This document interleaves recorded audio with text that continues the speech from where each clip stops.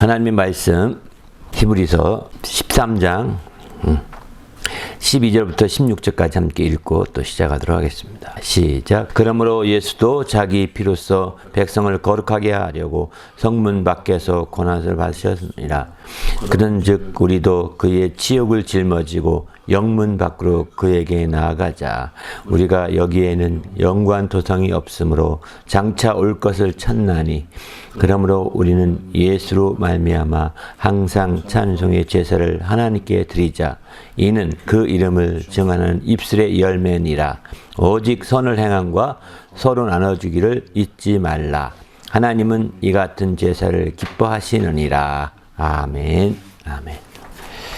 제3과입니다. 네, 행복의 뿌리와 공동서신의 행복의 뿌리를 공동서신의 이런 제목으로 제3과 말씀 나누고자 합니다.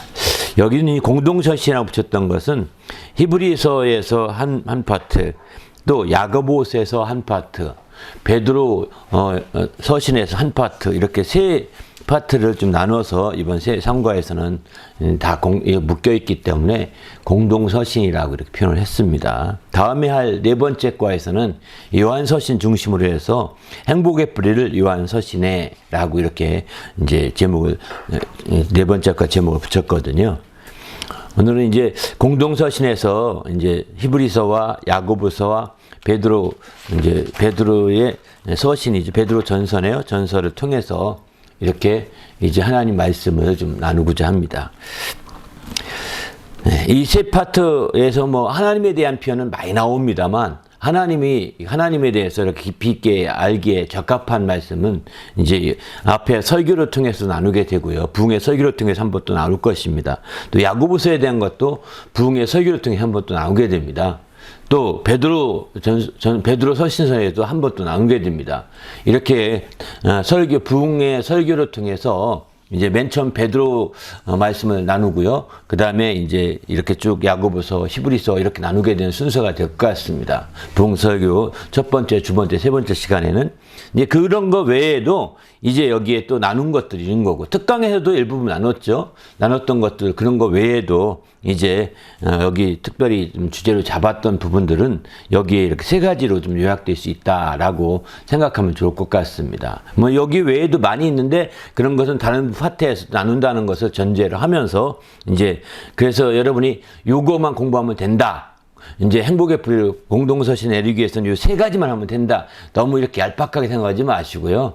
부흥의 설교를 꼭 좀 들어보시고, 또 아울러서 이제 다른 특강도 꼭 들어보셔야 이제 공동서신을 아우를 수 있게 됩니다. 그래서 전체적으로 공동서신 아우를 수가 있는 거죠. 히브리서는 특별히 하려면 앞에 했던 1과와 2과 또 중시해야 되죠. 6개 이미 다뤘기 때문이죠. 그거를 바탕으로 해서 히브리서 오늘 7번째 한 거 더 나눈 거거든요. 이렇게 하고 야고보서에 대한 것도 이제 특강이나 또 부흥에 또 나누게 되고요.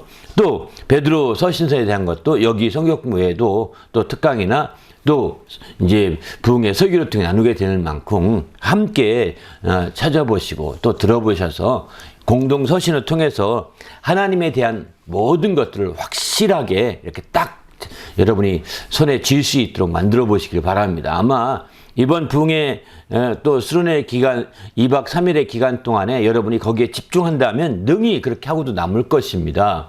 여러분이 그저 시간 가는 동안 심심하니까 한번 들어보자 이렇게 한다면 그게 안 되겠지만 이제 그게 아니라 좀 더 진지하게 내가 이번 기회에 공동서신을 내가 씹어 삼켜보겠다.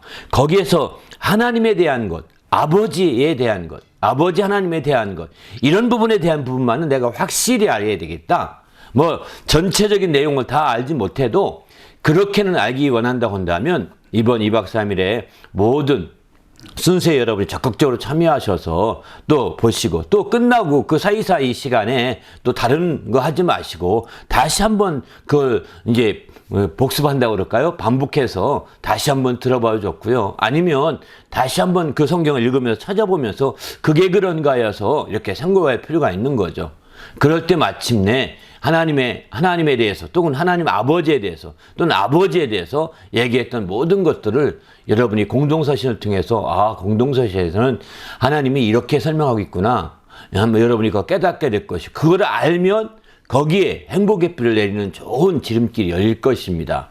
그러면 당신에게도 행복의 열매가, 그렇게 당신이 꿈꿨고 그렇게 기대하던 행복이 당신에게도 열매로 주렁주렁 맺힐 수 있는 거죠. 이렇게 될 수 있도록 이왕이면 그냥 2박 3일 나태한 상태로 또 퍼진 상태로 보지 마시고, 또 이 순회에 참여하신 분들은 꼭 부탁드리는데 양말 신으시고, 또 잠자리복으로 속옷 차림으로 듣지 마시고, 양말 신으시고, 또 꼭 여러분이 정말 외출복 차림으로 해서 준비하시고 들으셔야 합니다. 여러분 외출복 할 때 그냥 끄적끄적 가지 않잖아요, 그죠? 그렇게 안 가고 하나님 앞에서 지금 순회에 참여하는데 정말 준비가 안 되고 그냥 한번 이렇게 하듯이 쉬는 시간에 잠깐 본다는 식으로 해서는 되겠습니까? 쉬는 시간이 아닙니다. 이게 진지한 시간이 되어야 당신에게 그만큼 약이 되고 그만큼 그것이 힘이 될 수 있는 거예요. 그렇지 않으면 그냥 지나가는 시간에 불과할 것입니다. 그런 시간을 여러분 가지라고 제가 권하는 건 아닙니다. 그런 시간을 가지면 갈수록 당신에게 손해일 뿐입니다. 왜 그런지 아십니까? 마지막 날에 그 말씀이 증인이 되거든요. 하나님이 그 말씀을 듣는 당신의 모습을 슬로우 비디오로 보여주실 것입니다. 그러면서 네가 그때 내가 그렇게 얘기했지만 네가 무시했지? 네가 그걸 그렇게 지나가는 바람 소리 좀 듣고 말았잖아.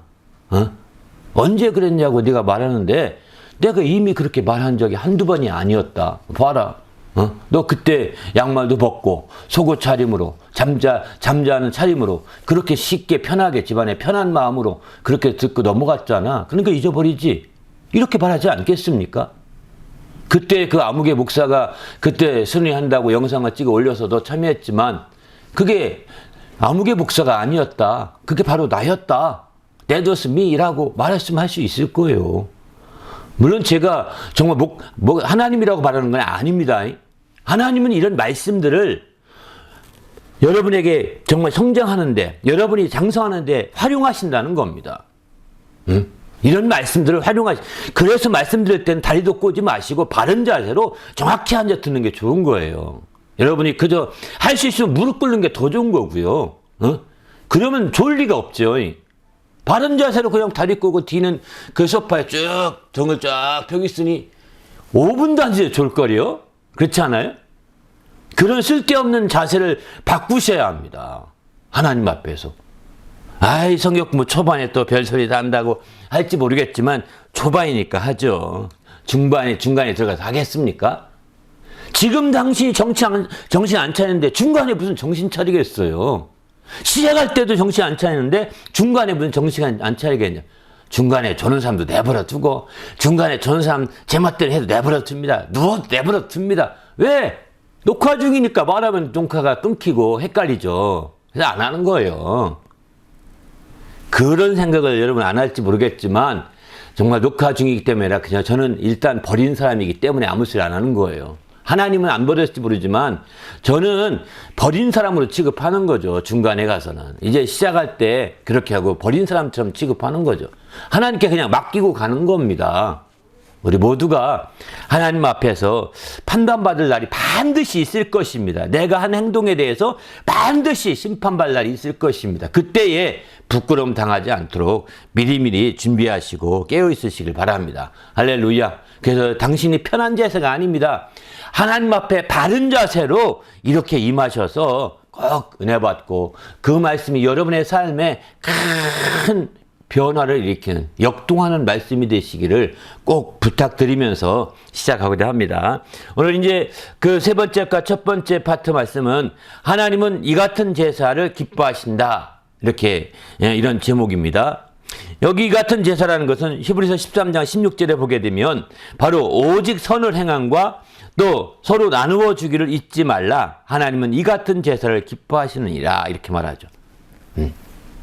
물론 그 앞서 13절에 15절에 보면은 그러므로 우리는 예수로 말미암아 항상 찬미의 제사를 하나님께 드리자. 이는 그 이름을 증언하는 입술의 열매니라. 이렇게 말씀하죠. 이 같은 제사를 찬미의 제사라고 말하는 사람도 있습니다.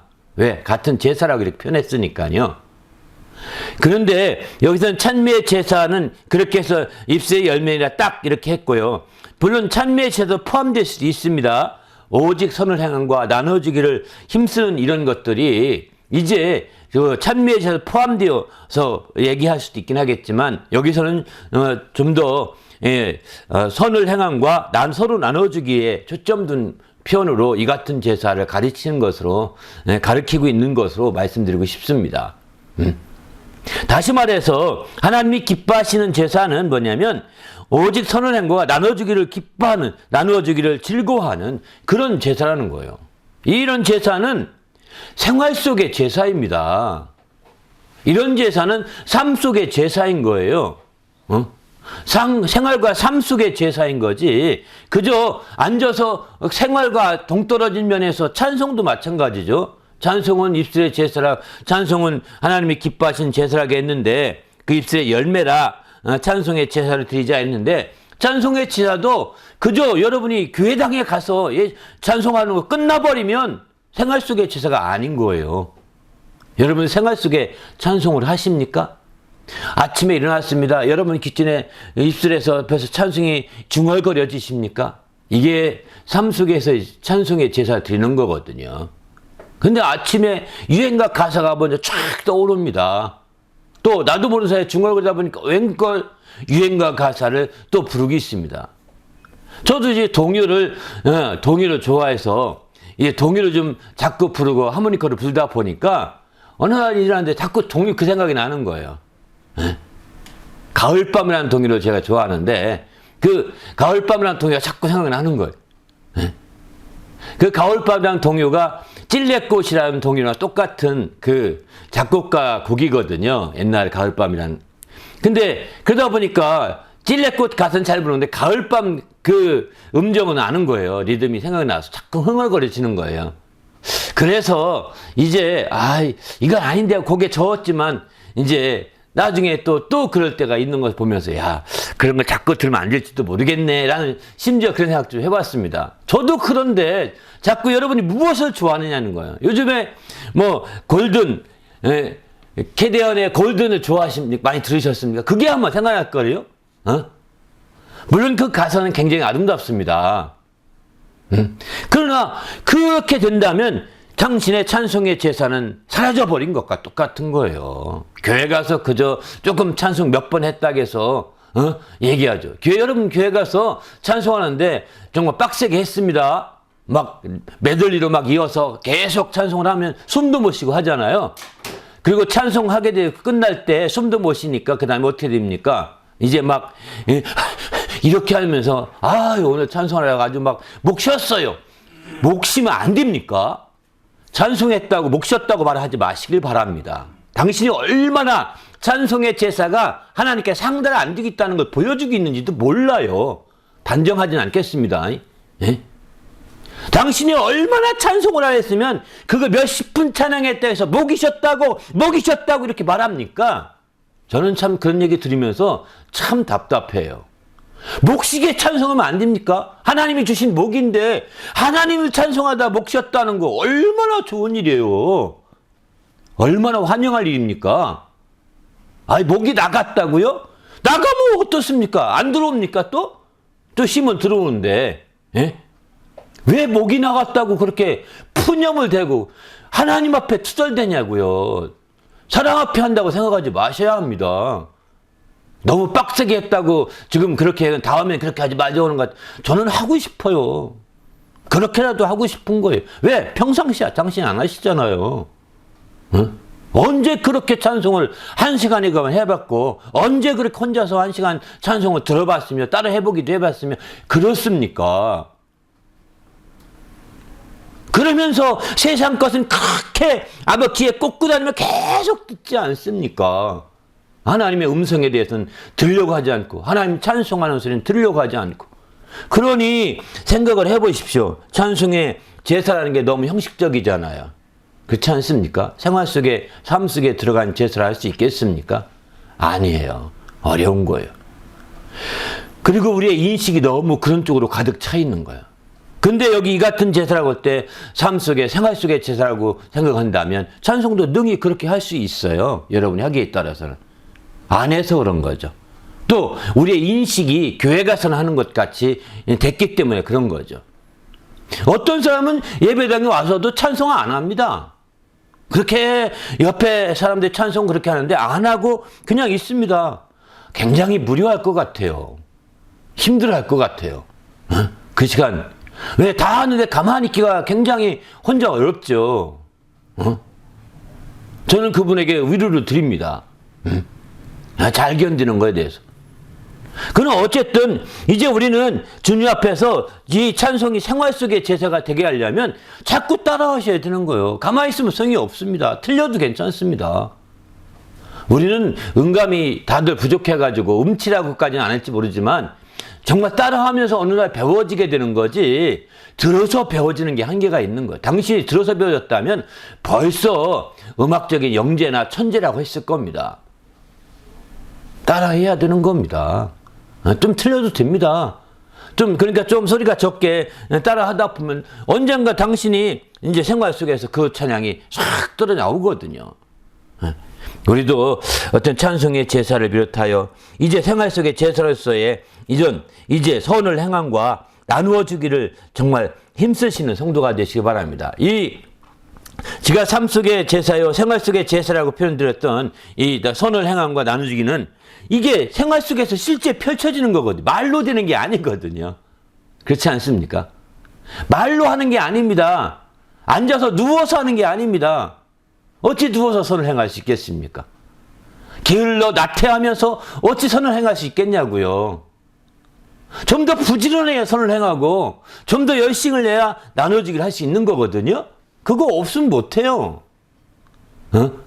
그러니까 우리의 생활 속에 이거는 선을 행함과 나눠주는 것은 아주 깊숙하게 들어와 있는 거예요. 이걸 하지 않으면 이제 생활 속의 생활이 그저 더구나 이게 생활 속에 제사가 되려면 그게 중심이 돼야 된다는 거죠. 그냥 곁다리가 아닌 겁니다. 제사라는 게 항상 모든 것의 중심이 되지 않습니까?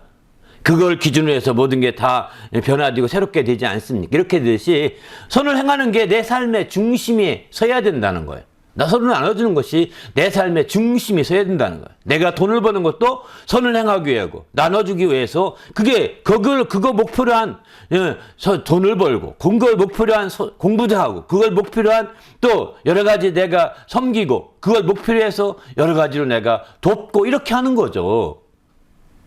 그게 중심이 잡힌 거죠. 그렇지 아니하고 이제 지나가다 보니까 저 홈리스가 있네. 에이, 곁다리로 좀 한 뭐 1달러 줘야 되겠네. 주는 거 이건 곁다리죠. 생활의 중심에 들어온 것이 아니거든요. 생활의 중심에 들어온 정말 삶 속에 이런 제사가 될 때 바로 그 삶 자체가 하나님을 기쁘시게 할 수 있다는 겁니다. 그런 삶을 오늘 본문은 얘기하고 있는 거죠. 하나님은 이 같은 제사를 기뻐하신다는 걸 때 하나님을 참으로 기쁘시게 할 수 있는 거죠. 그러면 이런 하나님께 이제 우리가 그 행복의 불 내리면 어떤 행복을 맺힐까요? 이런 하나님께 행복의 뿌리를 내리면 우리는 이제 삶 속에서 행복함을 더 누릴 수 있는 거죠. 한마디로 삶 속에 제사를 드려서 하나님을 기쁘시게 하는 거니까 그 삶 속에서 행복의 기쁨을 더 만끽할 수 있는 거죠. 생활 속에서 행복의 기쁨을 만끽할 수 있는 거죠. 생활이나 삶 속에서 그 행복의 기쁨을 만끽해야죠. 그렇지 않고 이제 우리의 생활이나 삶에서 행복하지 못하고 그저 행복할 거야 상상이나 하고 또 하나님하고 얼마나 좋겠어 눈 감고서 좋아 이게 아니라는 상상이나 하고 추상이나 하는 그런 행복이 아니라는 것입니다. 어떤 사람들 그러지 않습니까? 마치 황홀경에 빠진 사람 같이 그렇게 해서 마치 행복한 것처럼 그렇게 보이지 않습니까? 하나님의 행복은요 그런 상상이나 마약에 빠진 사람처럼 마약에 빠진 사람 그냥 아무것도 안 해. 그냥 얼굴이 확 펴지고 웃고 활짝 웃고 좋아요. 뭐가 다 좋아요. 이것도 좋고 이거 모습 보셨나요? 마약하고 있는 사람들? 어떤 황유에 빠진 사람 보셨나요? 그거는 세상 행복의 한 부분이에요. 마약했기 때문에 그런 거예요. 상상 속의 행복. 신앙도 마치 신앙을 이제 공산당들은 신앙을 마약이라고 그러거든요. 그게 무슨 얘기인지 아십니까? 신앙을, 기독교 신앙을 마약이라고 표현하는 게 마치 그런 거라는 거예요. 종교사람, 좋아. 마약한 것 같이 좋아 한다는 거예요. 우리 행복은 그런 상상 속의 행복이 아닙니다. 그런 마약하듯이 상상 속의 행복이 아니라 우리의 행복은 실제적인 행복인 거예요. 생활 속에서 행복인 겁니다. 할렐루야. 이게 큰 차이가 있는 거죠. 우리 모두가 정말 세상적인 행복같이 그런 생각하지 말고 실제적인 행복을 우리가 누려야 되지 않겠습니까? 응? 그런 행복을 누릴 때 비로소 우리 하나님을 기쁘시게 할 수 있는 거죠.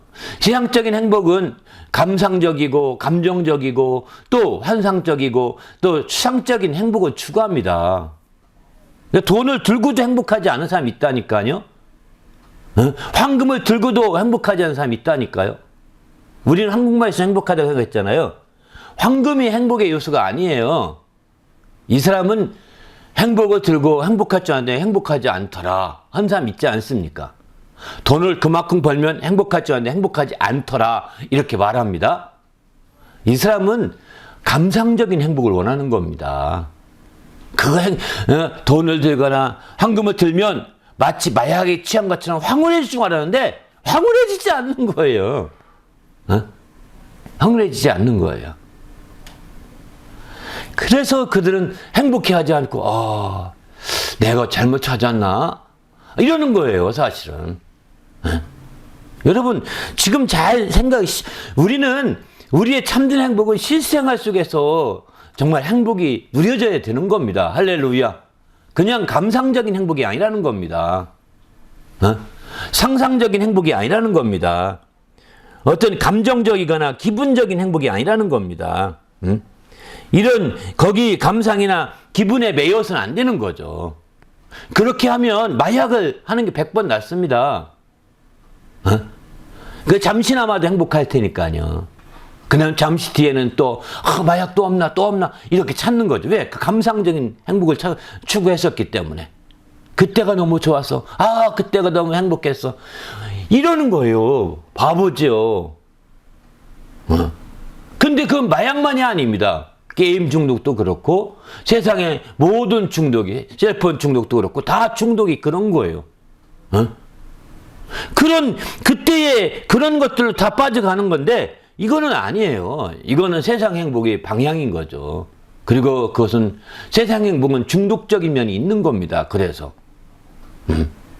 그러나 하나님의 행복은 중독이 아닙니다. 생활 속에서 정말 지속적인 행복을 누릴 수 있는 그런 행복이라는 것을 성경은 이렇게 말씀합니다. 우리 모두도 하나님의 행복으로 행복해지시길 바랍니다. 할렐루야.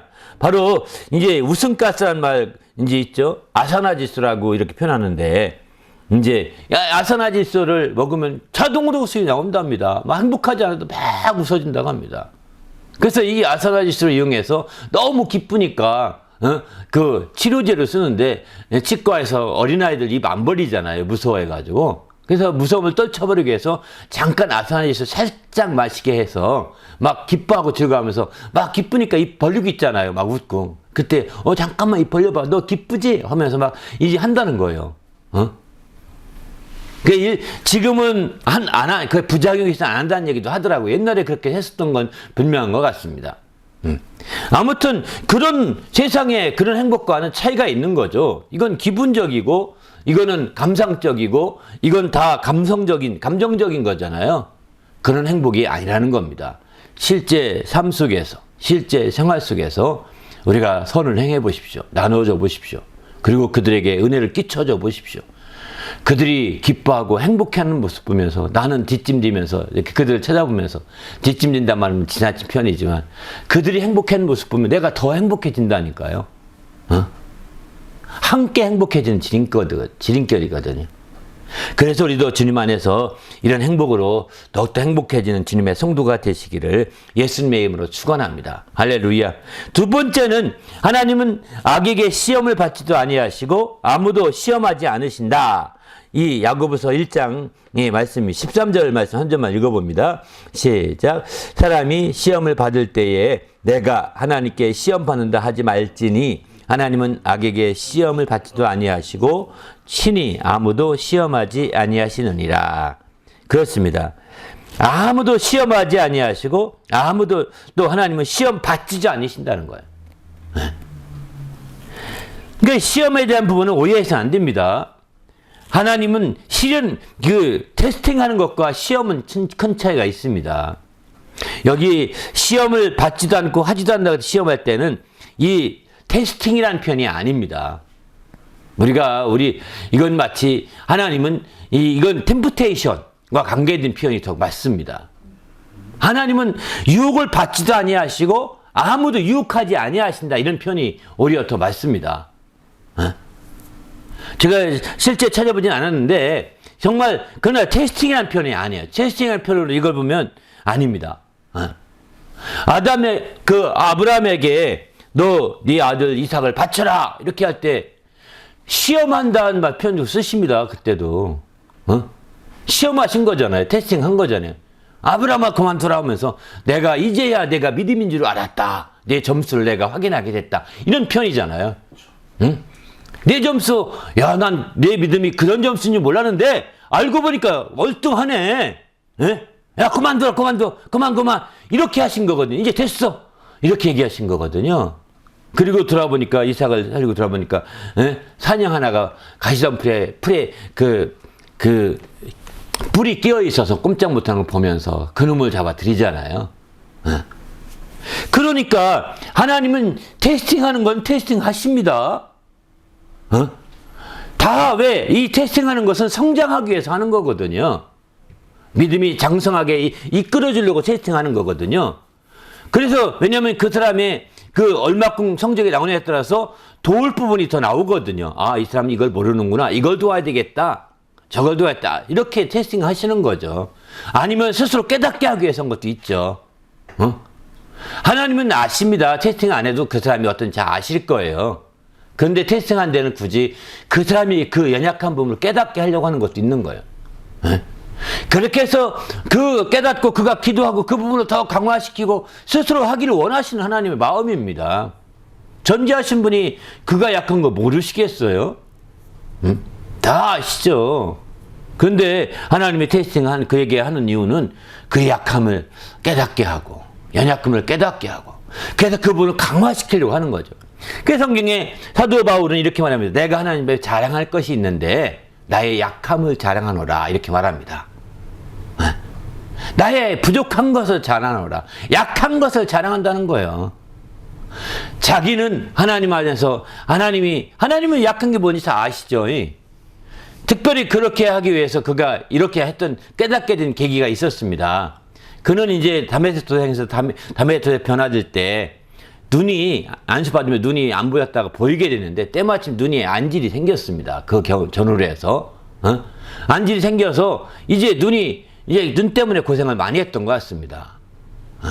그리고 나서 이제 그는 이제 이런 것을 사단의 가시라고 생각했고 그래서 하나님 이런 사단의 가시가 내게 제거되게 해달라고 눈이 깨끗이 낫게 해달라고 간절히 기도했던 것 같습니다.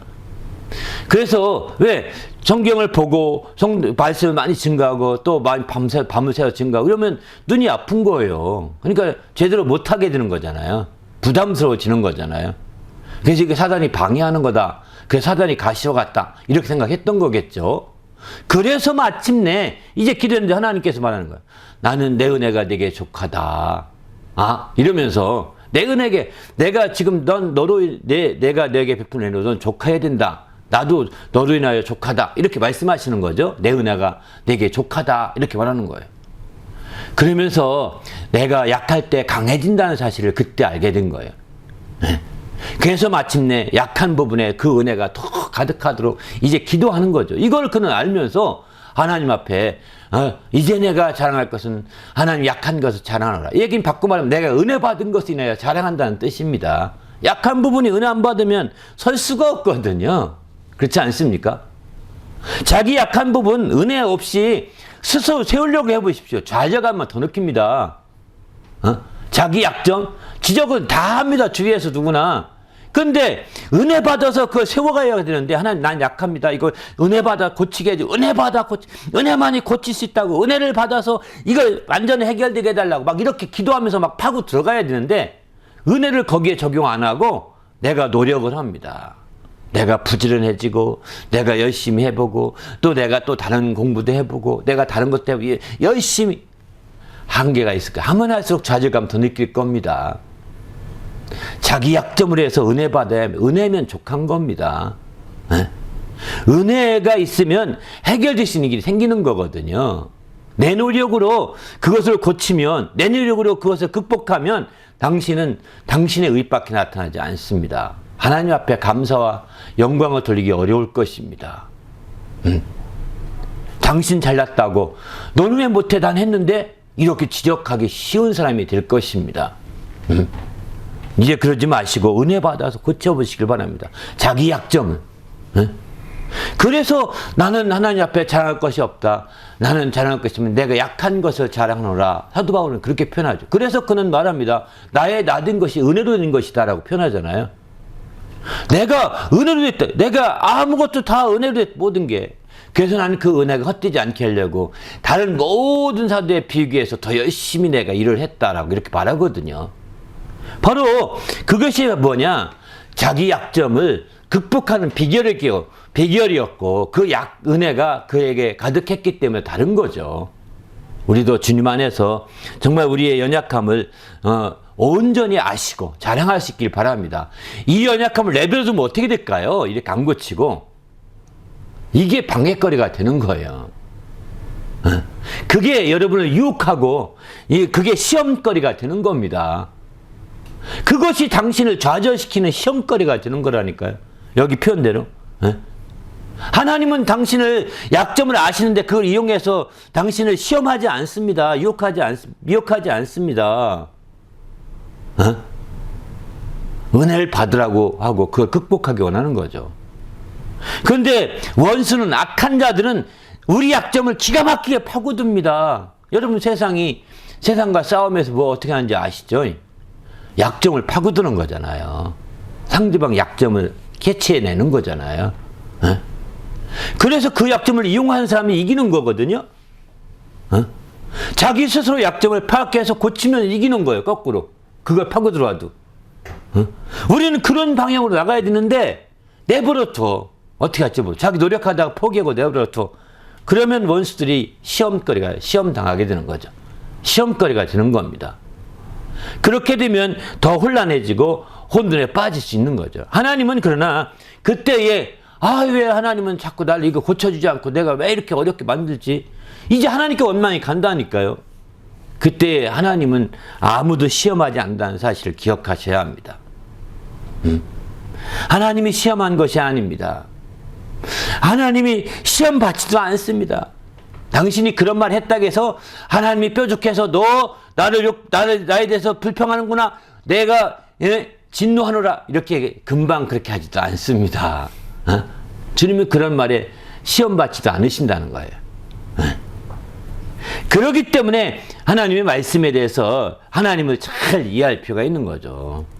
우리는 우리의 연약한 부분을 정말 이렇게 은혜로 새롭게 되셔서 나가시길 바랍니다. 할렐루야. 그래서 악한 자들이 시험할 때 시험을 능히 극복하시는 자가 되어야 되지 않겠습니까? 그럴 때 하나님을 기쁘시게 하며 하나님의 영광을 드러내시는 자가 되겠죠. 우리도 이렇게 하나님의 영광을 드러낼 수 있도록 깨어있는 성도가 되시길 바랍니다. 할렐루야. 그래서 온갖 미혹과 온갖 유혹은요, 이 사단의 전유물과 같은 거예요. 사단이 바로 정말 우리를 방해하고, 우리의 대적이라고, 너희의 대적이라고 표현하죠. 우리 대적이 사단입니다. 너희의 대적, 마귀를 대적하라고 하지 않습니까? 대적이 없어요, 우리는. 지금. 신기하지 않습니까? 여러분, 적이 있습니까? 원수가 있습니까? 없어요. 사람이 원수야. 자기에게 좀 잘못한 사람이 원수야. 그 대적같이 취급해요. 다시 보기 싫어하고 완전히 이렇게 하는 거죠. 그게 아니죠. 그게 아니고 이제 우리의 대적은 마귀입니다. 우리의 대적은 마귀와 그와 함께한 영적 존재들이 다 우리의 대적인 거지. 예? 너희 대적 마귀라고 표현하고 분명히 말씀하거든요. 그러니까 나의 약점을 틈타는 사람이 누굴까요? 대적이 틈타는 거죠. 예? 대적이 바로 여러분 약점 틈타는 거예요. 그러니까 그런 대적을 정말 무찌르기 위해서 우리가 은혜 받아야 돼. 그 대적을, 대적을 능히 대적하며 극복하기 위해서는 은혜가 최상책인 거죠. 은혜 받아서 그 부분을, 약점을 극복해 가는 겁니다. 그렇지 못하고 그 약점 얘기할 때 파탁 이렇게 화낸다면 당신도 이제 시험 당하기 시작한 거죠. 네, 당신 스스로 극복하려고 하는데 나도 알아요 이렇게 한다면, 알죠, 아는데 그 극복 못하니까 또 이제 누군가가 옆에 사람들이 지적하겠죠, 주위 사람들이. 그러나 그게 이제 기분 나쁠 수가 있는 거고. 그런 사람들을 하나씩 만나지 않고 떠나버리면 어떻게 될까요? 그 다음에 이제 외톨이가 되는 거죠. 복음 전할 사람이 아무도 없습니다. 내가 복음을 전해서 더 멀리 전해야 되는데 아무도 복음 전할 사람이 없습니다. 그러면 대혼란인 거죠. 하나님이 너는 복음을 받아놓고 네가 혼자 다 들켜주고 있다가 왜 안 전해주냐, 안 전해줘 이런다고요. 하나님은. 네가 전해줄 사람을 네가 싫어하고 미워하고 네가 대적 삼아서 다 끊어놨으니 전할 데가 없지. 너 혼자서 시컷 먹고 시컷 싸고 그러는구나 이러는 거죠. 그래서 주님 앞에 책망받게 되는 겁니다. 우리는 주님 앞에서 정말 우리가 연결된 사람들을 놓치지 않길 바랍니다. 내가 만났던 사람들을 놓치지 않길 바랍니다. 그들이 다 내가 복음 전해야 될 대상들이거든요. 그들이 다 말씀을 나눌 대상들이거든요. 그들에게 정말 온전히 하나님의 의를 드러낼 대상들이거든요. 왜? 내 약점을 알면 알수록 더 나의 하나님의 의가 드러날 수 있지 않겠습니까? 왜? 내 약점이 하나님의 은혜로 변화되어 갔다면 하나님의 의가 밝히 드러날 수밖에 없는 거죠. 그래서 하나님의 의가 드러나면 그때 비로소 복음 전하기 훨씬 쉬워지는 거죠. 내 주위 사람만큼 나를 가장 나의 약점을 잘하는 사람이 누가 있겠습니까? 그래서 우리가 우리의 변화를 추구하는 것입니다. 성장을 추구하고 변화하기를 간절히 원하는 거죠. 그렇게 해서 마침내 이제 대적들에게 그 시험 받지 아니하고 대적들에게 시험에 들지 아니하고 이제 오히려 더 정말 하나님의 약점을 극복함으로, 은혜로 약점을 극복함으로 하나님의 의를 드러내서 그들에게 복음을 전할 수 있는 기회로 삼아간다는 것. 이게 우리의 믿음의 전략이에요, 사실은. 이게 믿음의 가장 큰 전략이거든요. 우리도 주님 안에서 이런 믿음의 전략을 발휘하셔서 하나님 앞에 귀히 쓰이는 성도가 되시기를 예수님의 이름으로 축원합니다. 할렐루야. 근데 이제 그러면 이 하나님은 악에게 시험을 받지도 아니하고 아무도 시험하지도 않으시는 하나님 아버지께, 하나님께 행복의 뿌리를 내리면 어떤 행복의 열매를 맺힐까요? 여기서 이제 그 부분이 중요한 거죠. 그것은 그 행복의 참 열매는 바로 다른 것보다는 걱정과 근심과 염려가 없는 이제 행복에 된다는 것입니다. 왜? 시험 받을 수 있는 그것을 그분께 시험하지 않은 그분께 정말 뿌리를 내려서 그분의 행복으로 열매 맺어지면 시험 받을 것이 없는 거잖아요. 그죠? 시험 받을 게 없는, 곧 다시 말해서 약점을 극복한 상태가 되는 거니까 더 이상 시험 때문에 걱정하거나 더 이상 시험 때문에 염려하거나 시험 때문에 근심하거나 하지 않게 되는 거죠. 세상의 행복은요, 행복해지는 그 순간부터 걱정한다니까요. 들어보셨나, 이런 말? 행복한 그때부터 염려한다니까요. 지금 행복해. 근데 이 행복이 다 없어지면 어떡하지? 이 행복이 없어지면 어떡하지? 잡아야 되는데. 그런데 시간은 막 지나갑니다. 행복을 잡아야 되는데 시간은 막 지나가 버립니다. 걱정이 드디어 임했습니다. 염려가 임했습니다. 웬걸 그날 행복하게 잘 자는데 그 다음 날 왔더니 목이 턱 가라앉아서 몸 감기 막 그냥 목이 딱 가라앉아서 나 행복해 좋았는데 너무 놀았나 봐. 목이 갔어. 목이 콧물이 질질 나와. 여러분, 이렇게 드는 거라니까요. 이런 예가 한두 번이 아닙니다. 어떤 사람 행복해서, 야, 오늘 행복한 시간 먹고 마시자 해서 마셨어요. 근데, 나 행복이 떠나가면 안 될 것 같아. 이제 먹고 즐겨야 되겠어. 즐겼어요. 근데 그 다음날 왔더니, 이거 머리 아파. 술독인가 봐. 식친가 봐. 이러는 거죠. 예? 그래서, 나 안 먹어. 뭐 행복이 뭐야, 이거. 괜히 뭐 그랬지. 이러면서 이제 행복은 저를 발로 차버리는 거죠. 왜? 행복을 즐기는 방법이 잘못된 겁니다. 그리고 세상 행복이 다 그런 겁니다. 세상 행복은 근심 가운데 행복하는 거요. 염려 가운데 다 바꿔 말하면 행복 가운데 근심이 있고, 행복 가운데 염려도 있고, 행복 가운데 걱정도 많은 게 세상 행복이에요. 그게 세상 행복입니다. 학교에 들어갔습니다. 그때 행복했는데 이제 금방 또 과제에 맞으면서 행복이 사라져 버렸습니다. 이거 몰라 쩔쩔긍긍하면서 막 밤새면서 내가 이럴 줄 알았으면 괜히 대학 왔나 봐. 이런다니 컬리지나 갈 걸. 이런다니까요. 바로 행복 가운데 지금 그게 연달아 오고 같이 연결되어 있는 거예요. 다 세상 행복은요. 그러나 참된 행복에는 그렇지 않습니다. 참된 행복에는 바로 염려와 근심과 걱정이 없습니다. 그 결과가 무엇일까요? 그 결과가 순교입니다.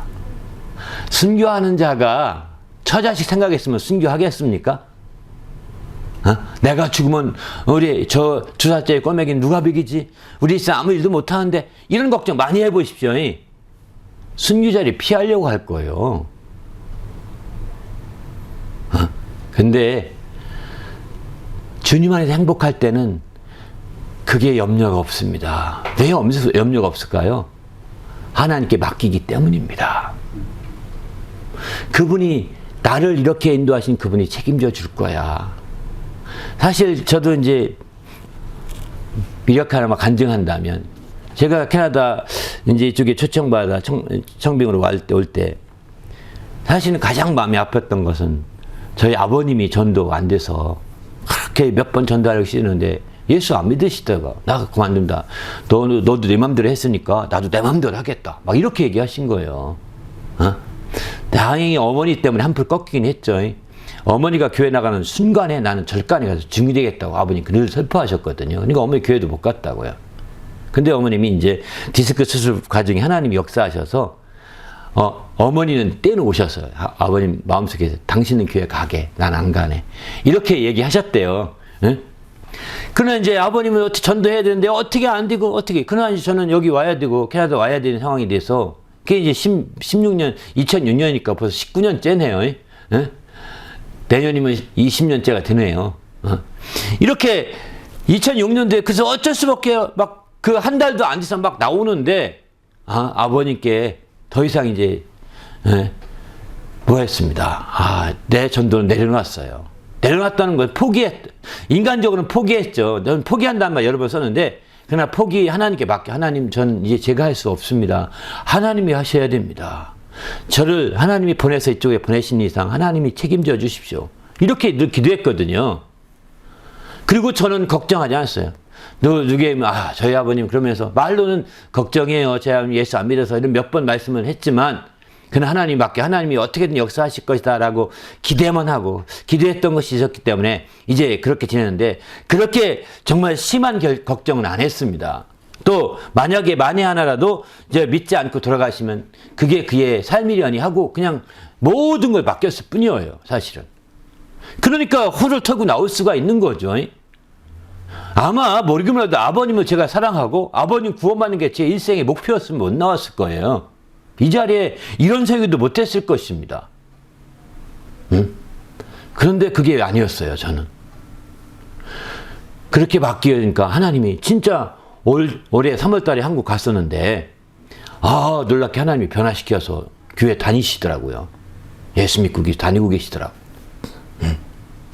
너무 감사했어요. 하나님이 역사하셨구나. 하나님이 참으로 역사하셨구나. 이거는 하나님이 역사했다라고 저는 이렇게 고백할 수밖에 없습니다. 하나님이 사람을 붙여서 또 그 일을 하셨구나. 바로 순교할 수 있는 것도 마찬가지고 우리가 남들이 다 반대해도 온 집안 식구가 다 반대해도 훌쩍 선교지를 떠날 수 있는 그것도 바로 하나님의 행복이 있기 때문인 거예요. 걱정 없는 행복, 염려 없는 행복, 근심이 전혀 없는 행복이 있기 때문입니다. 근심과 함께 행복했더라면 못 떠나는 거예요. 못 떠나는 거예요. 저는 이제 사실 또 한편으로 제가 못 떠나는 게 하나 있습니다. 이제 이게 얼마, 캐나다 오기 한 4, 5년 전의 일이었습니다. 그러니까 한 25년쯤 되는 것 같습니다. 25년 전후로, 그러니까 2000년 전후인 것 같아요. 보니까 전후로 해서 제가 러시아를 방문해 왔다 오면서 러시아에서 오면서 꿈을 꿨어요. 꿈을 꿔서 어떤 사람이 어떤 소년이 사형을 당하는데, 네? 그 사형당하기 직전의 모습을 보면서 내가 그를 구조해야 되겠다. 강렬한 마음이 생겨요. 구조하는 쪽 맞게 구조하러 가다가, 왜 그런지 자초정 물어보고 그것을 내가 살려내야 되겠다. 가다가 깼어요. 그러면서 그때 그 꿈을 꾸면서, 내가 하나님의 부르심이 분명한 것 같다. 러시아를 가야 되겠구나.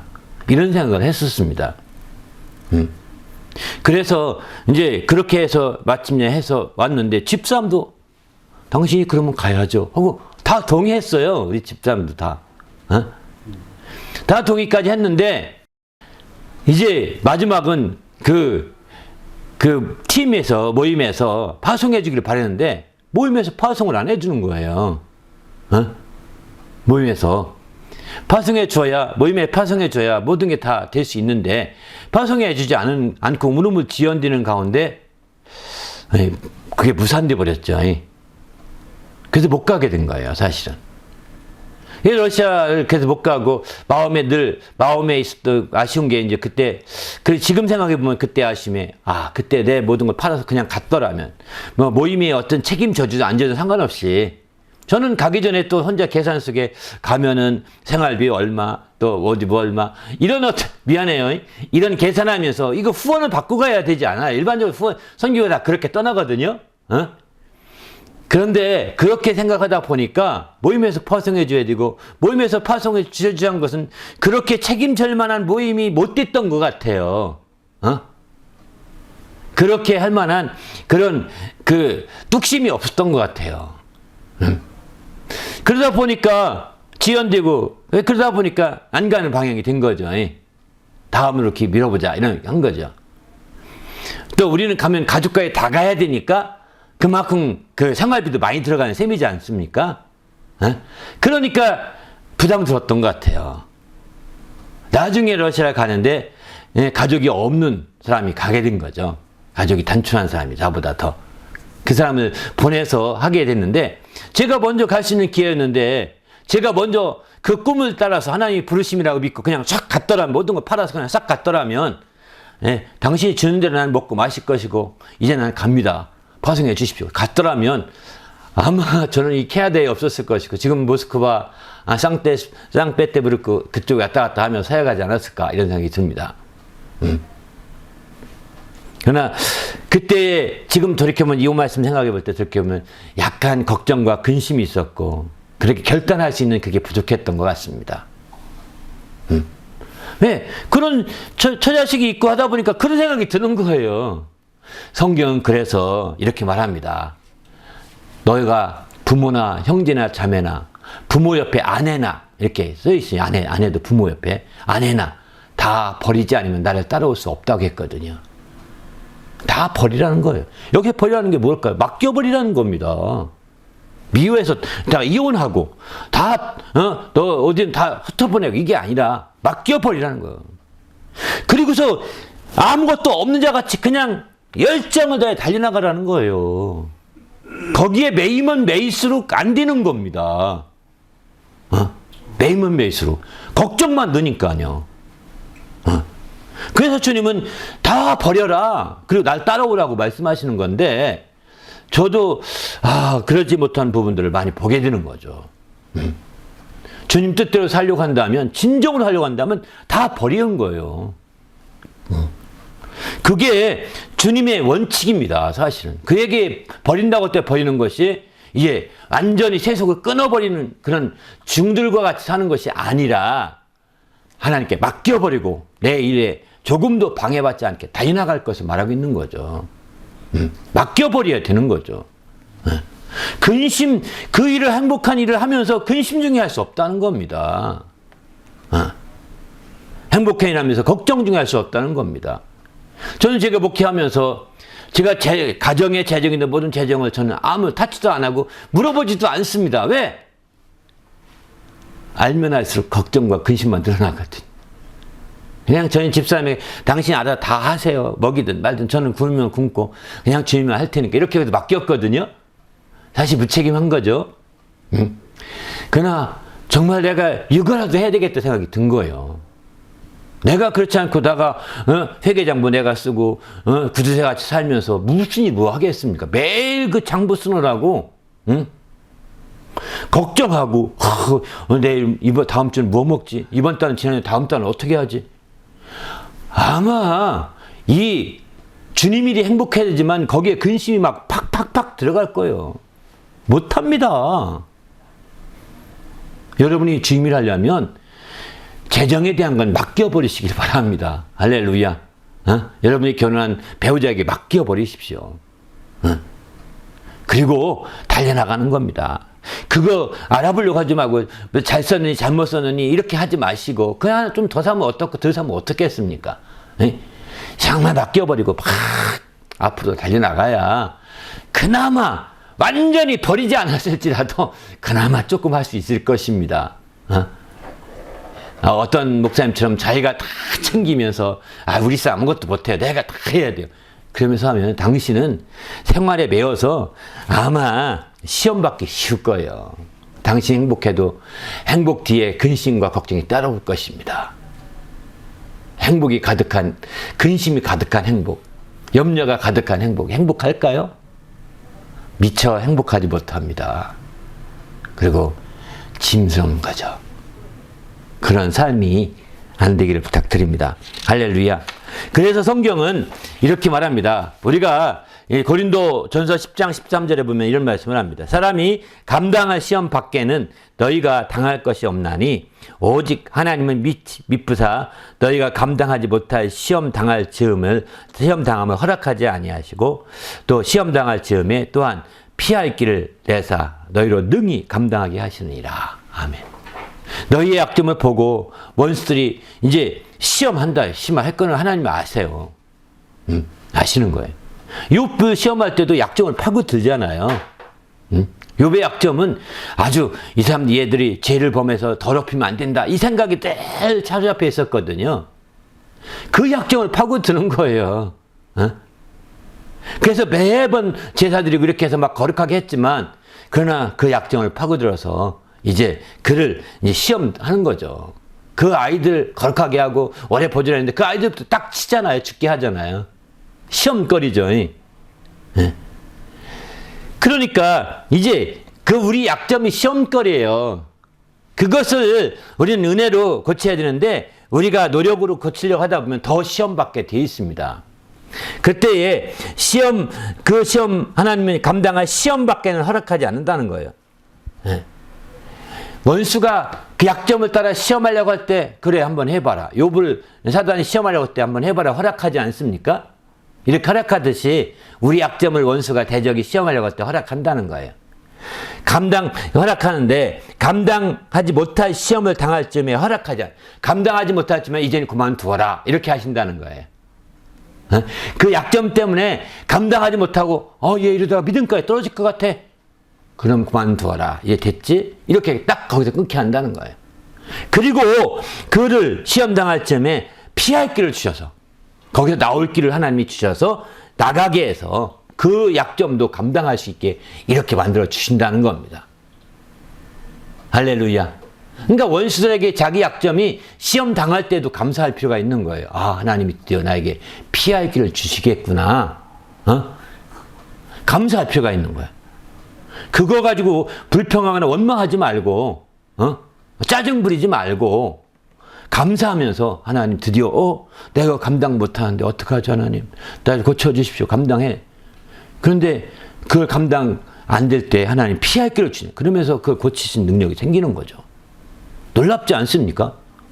이렇게 해서 마침내 우리는 근심이 없는 행복, 걱정이 없는 행복, 또 염려가 없는 그런 행복으로 행복의 열매가 맺어질 수 있게 되는 거죠. 세 번째는 하나님은 교만한 자를 대적하실 때 이제 겸손한 자에게 은혜를 주신다. 베드로전서 5장 5절에 이렇게 말씀하십니다.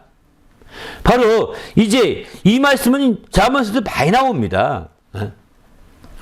교만한 자를 대적하시고, 교만은 패망의 선봉이라고 하지 않습니까? 겸손은 성공의 앞잡이라고 표현합니다. 승리의 앞잡이라고요. 겸손은. 그러니까 이런 하나님이 정말 그 은혜를 겸손한 자에게는 더욱더 승리하게 되는데 뿐만 아니라 은혜를 더해 주신다는 거예요. 또 교만한 자는 하나님이 대적하신다는 거예요. 마귀의 우리의 대적의 대적도 무서운데 하나님이 대적하시면 어떡하겠습니까? 완전히 망하는 거죠. 우리 모두가 하나님의 대적을 받는 자가 되지 마시고 겸손한 자가 되어서 그 은혜 가운데 나가는 성도가 되시길 바랍니다. 할렐루야.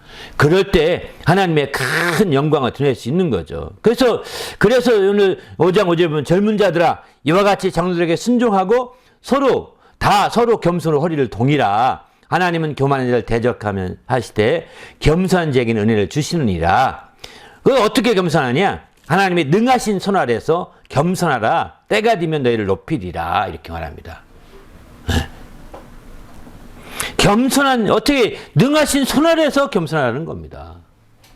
그냥 겸손해야 돼, 자기를 쳐서 겸손해야 돼, 저 겸손한 척이라도 해야 돼. 너 우리가 그렇게 자기를 이렇게 얘기하잖아요. 막 화나지만. 근데 그렇게 해서 참는 것도 굉장히 중요합니다만 인간적으로 참는 데는 한계가 있거든요. 어느 날 그게 폭발하거든요. 그렇지 않습니까? 그게 막 터져버리거든요. 터지면 뒷감당이 어렵습니다. 댐으로 써놨다가 폭발한 거랑 똑같아가지고 뒷감당이 잘 안 되거든요. 그때는 어떻게 겸손하게 참느냐? 능하신 손 아래 참게 하는 거예요. 하나님 능하신 손에. 주님, 전 못 참습니다. 주님의 능하신 손 아래 참고 싶습니다. 주님의 능하신 손 아래 겸손하기 원합니다. 주님의 능하신 손 아래 낮춰지기 원합니다. 이걸 전제 붙여서 얘기하셔야 됩니다. 능하신 손. 주님의 능력 아래서 내가 겸손해야 되는 거예요. 주님의 능력으로 내가 낮추어지는 거예요. 주의 능력으로 나를 이제 자기를 비우는 거예요. 이렇게 돼야 되는데 주의 능력이 아니라 내 능력으로 하게 되면 이제 어느 날 그게 한계가 다다르게 되고 그 한계에 있어서 항상 이제 더 막 가중치가 되어서 풍파하는 거죠. 그러니 참 답답한 일이 많죠. 우리도 주님 안에서 정말 행복해지되 무엇보다 철저하게 주님의 능하신 손 아래에서 겸손하시길 바랍니다. 할렐루야. 정말 주님의 능하신 손 아래. 주님의 능하신 손 아래 겸손했던 분이 한 분이 계십니다. 대표적인 분이십니다. 누구일까요? 예수님이십니다.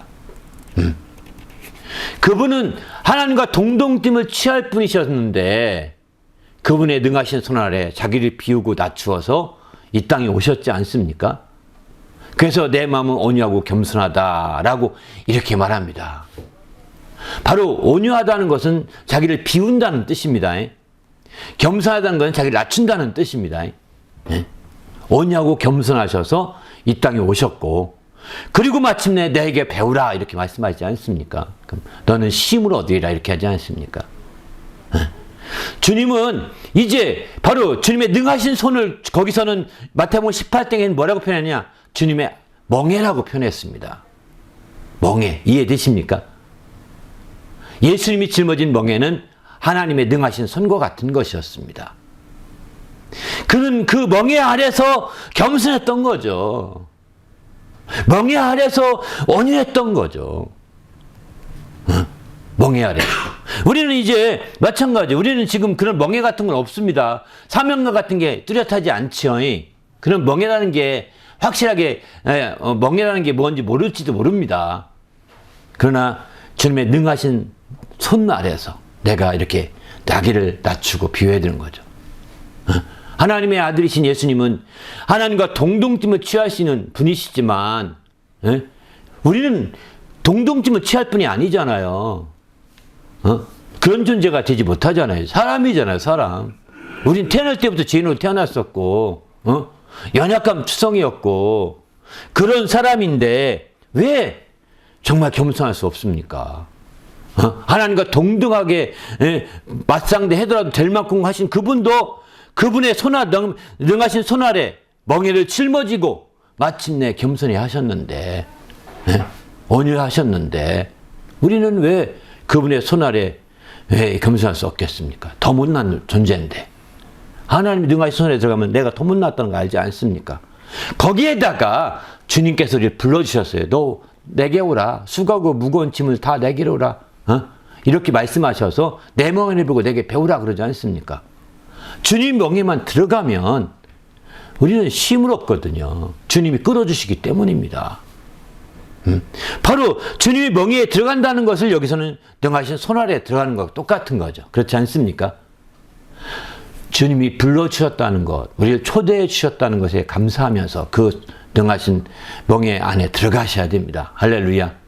그렇게 되면 이제 그 안에서 쉼을 얻으면서 드디어 겸손하고 온유한 자가 될 수 있는 거죠. 할렐루야. 그러면 하나님 아버지의 대적자가 되지 뭐 대적받지 아니하고 그분의 대적을 받지 않고 오히려 그분이 정말 높여주신다는 겁니다. 때가 되면 너희를 높이시리라 이러지 않습니까? 때가 되면 높이시리라. 정말 그렇습니다. 우리도 여기서 하나님의 능하신 손을 하나님이 마태복음 11장에 나오는 예수 그리스도의 멍에랑 같이 보시면 참 좋을 것 같습니다. 그렇게 해서 마침내 이제 그 멍에 아래 그 멍에를 메고 그 아래로 들어가는 게 겸손한 지름길인 거예요. 그러면 쉼을 얻으면 쉬면서도 여러분이 겸손해질 수 있는 거죠. 그러나 여러분이 겸손하려고 할 때 시기보다는 속에 막 부글부글 끓어오르는 것이면 이거는 당신의 의지로 당신의 능력으로 겸손해지려고 한다는 걸 이해하셔야 됩니다. 이렇게 해서 밖에 사람들은 겸손하다고 말할지 모르겠지만 그것은 일부러 겸손함이거든요. 일부러 겸손함은 상을 잃는다고 했습니다. 성경에. 일부러 겸손해야 하는 것은. 하나님 앞에 상을 잃을 수 있다는 거예요. 경고죠.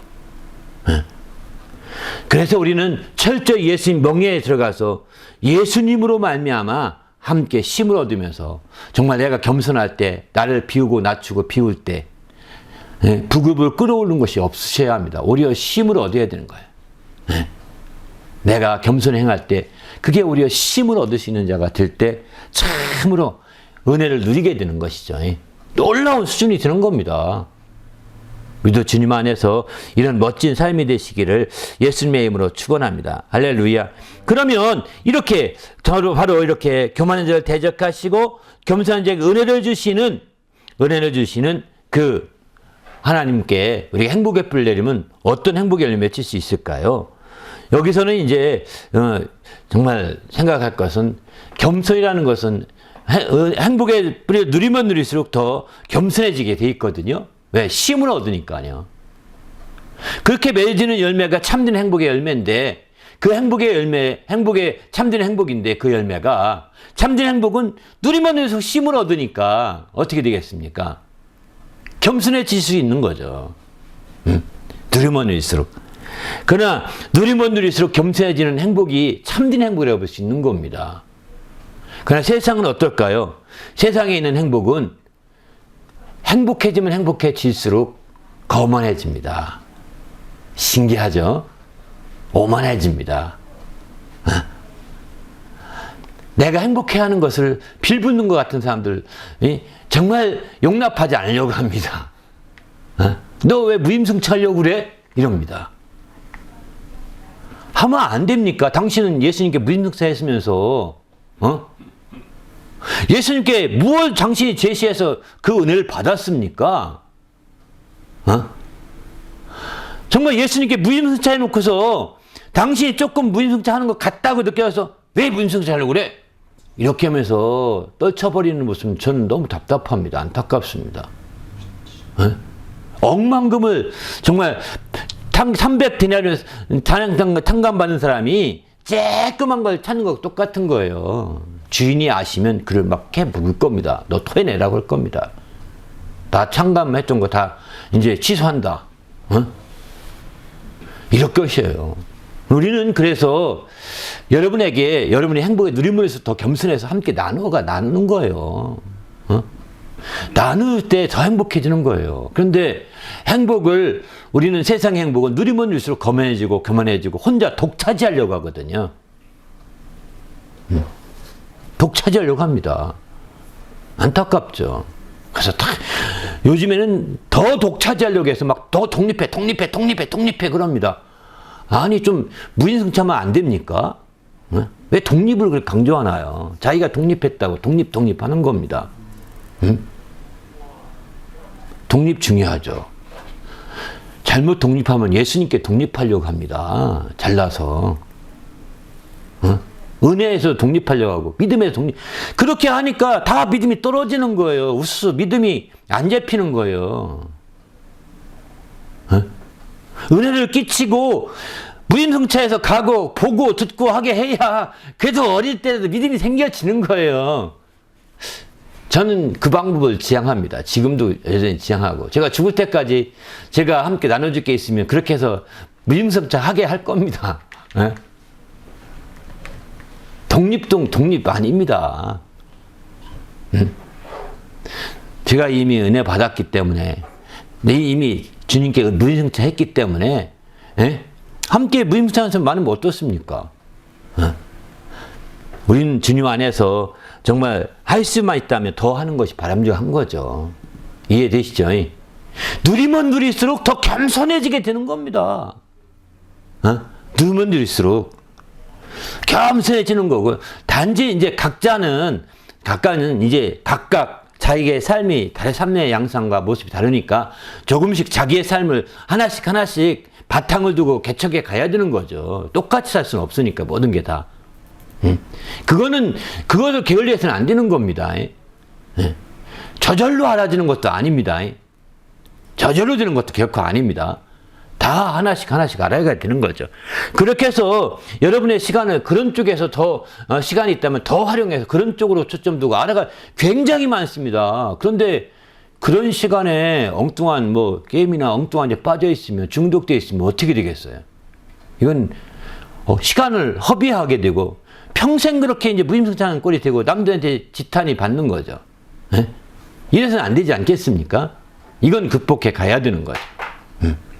어쨌든 우리는 주님 앞에서 이제 그 하나님 말씀을 통해서 이런 정말 주에 놀라운 이런 축복과 이런 것들을 우리는 알 수 있다는 것을 성경은 이렇게 가르쳐 주고 있습니다.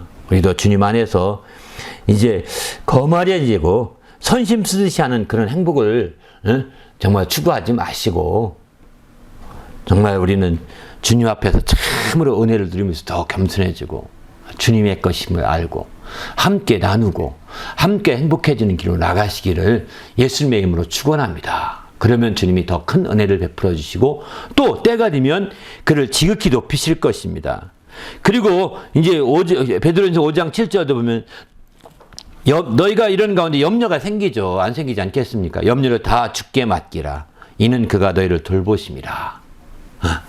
이렇게 겸손하면 겸손해 행복하면서 겸손해질수록 염려가 또 닥쳐옵니다. 없다는 거 아닙니다. 걱정도 생깁니다. 이것을 짊어지면서 막 핏대내서 안 되는 거죠. 그것을 맡겨야 되는 거죠. 주께. 그죠? 그것을 주께 맡겨야 됩니다. 그러면 주님이 돌보신다고 하셨습니다. 약속해 주신 거잖아요. 베드로 전서 5장 7절 말씀. 참 전 이 말씀 보면서 내가 정말 행복을 행하면서 행복을 베풀고 내가 행하면 행할수록 더 겸손해져야 되는데 그렇다고 해서 또 걱정도 되고 염려도 되죠. 우리 자녀들도 염려도 되고 걱정도 되죠. 저도 그렇거든요. 지금도. 이걸 맡겨야 되는구나. 염려를 주님께 맡겨야 되는 거구나. 그러면 돌보신다고 했으니까 주님께 맡기는 게 되는 게 굉장히 중요한 거나 하는 것을 다시 한번 이렇게 깨닫게 되었습니다. 우리도 마찬가지죠. 주님 안에서. 누구나가 마찬가지입니다. 이거 겸손해, 정말 행복해지면 행복해질수록 겸손해지는데 아무것도 없이 그냥 마약 한 것처럼 막 무조건 겸손해지고 무조건 예 이거냐? 아니라는 거예요. 거기도 염려가 좀 따라옵니다. 걱정도 따라옵니다. 그때 그거에 매이지 마시고 그걸 빨리 주님께 맡겨야 된다는 겁니다. 그럴 때 하나님이 돌보신 역사가 이어질 수 있는 거죠. 우리도 주님 안에서 이런 멋진 삶이 이어질 수 있기를 예수님의 이름으로 부탁을 드립니다. 할렐루야. 함께 기도할 때 하나님, 오늘 또 이렇게 성경 공부를 통해서 우리가 새롭게 될 수 있도록 인도해 달라고, 우리가 이 세 가지를 통해 행복의 뿌리를 바르게 내려서 더욱더 행복해지는 성도가 될 수 있도록 인도해 달라고 간절히 기도합니다.